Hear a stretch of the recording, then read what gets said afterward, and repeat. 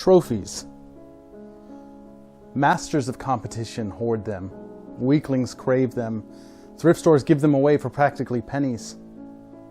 Take everything that I love. Take my money. Take any health that I have. But leave me those plastic idols of affirmation.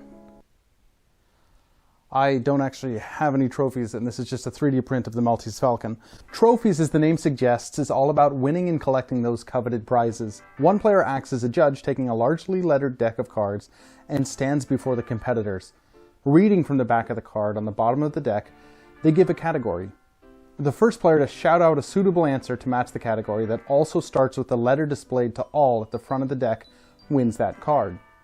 Each card represents one of those sweet golden trophies. Once the deck runs out, the player who has collected the most trophies is given, in a sick kind of trophyception way, a tiny golden trophy to hoist above their heads. While they revel in their victory, the judge can then award a participation trophy to one of the losers, destined to be forgotten by history. There are two things about this game that I don't particularly love.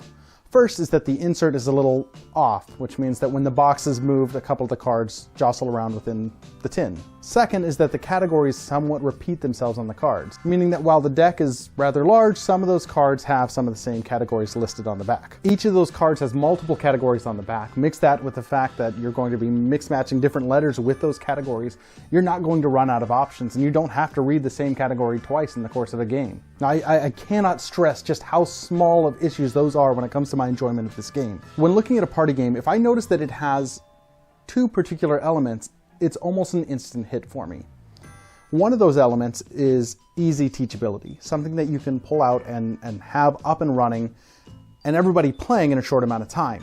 The second is strong competition with high player involvement, where players find themselves engrossed in a situation they really want to be a part of the action. Now, if a game has either one of those, it's doing pretty good. Trophies is a game that has both of those and combines them both so well. The fact of the matter is, you can get an entire room playing this game with a full understanding of how it works, up and running from rules explanation to first round within 60 seconds. It's a game that not everyone needs to be involved in. You can join in and drop out as you'd like. If you'd like to be competitive and be the one that wins, you give the person that's running the game your full attention. If you're just sort of loosely listening, you can listen and join in when you'd like. But maintaining people's attention when you're running this game shouldn't be a problem. In my experience, what we saw was that as soon as the game started and people realized what was going on and how you played and how you just had to quickly come up with an answer that matched the theme with the giant letter on the front of the card, people were instantly into it. There's no real player limit. You can stand up in a full room of people. People don't have to be sitting around a table, and you can hold up the deck of cards and start playing, and people will get it almost instantly and be drawn to it. It reaches to the level of simplicity and involvement that a game like Catchphrase would, but with even more player interaction and less player downtime. The idea that you're feverishly trying to win these trophies really plays into the fact that this is a highly competitive, highly fast-paced game. So while, sure, it's a word game, you're quickly coming up with word associations that start with the letter that's on the card, but you start collecting this mass of trophies, and each individual card has what trophy you've won on it. So sure, maybe you've just won a card because you said a fruit that starts with the letter B. The actual trophy that you won listed on the card could be anything from the Mermaid Games in Tortuga in the 1600s to last week's chili cook-off at the office. It's such a comical mixture of trophies and ideas, and just the fact that the game itself is self-contained, easy to learn, and highly competitive, and it still takes the time to have sort of this humorous little spice thrown in. And honestly, one of the most impressive things, other than the fact that this is just a fantastic party game in general, is the level of detail that went into those trophies. The game itself is awesome. It's a really great game.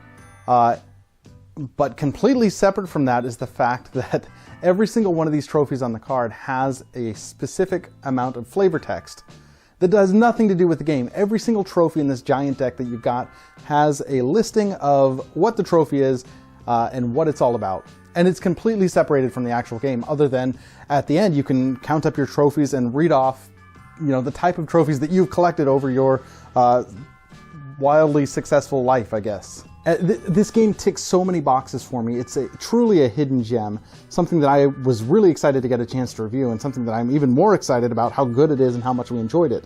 Obviously, it may not be your cup of tea. Take a look at it, see if it's something that you think even sounds remotely interesting. And if it seems interesting, like I said, the concept's really simple. So going into it, you kind of know what you're going to get just by understanding how the game plays. If that interests you, you can do a lot worse for $15. And if you hate it, give it to someone else, because I guarantee you, you know someone that would love this type of game. Thanks for watching. If you enjoyed this video and would like to see more, please like, subscribe. Love to hear your thoughts on what you think about this game. Also, what were some of your big highlights as far as party games go this year, now that 2019 is almost over? Love to hear your thoughts. Thanks again.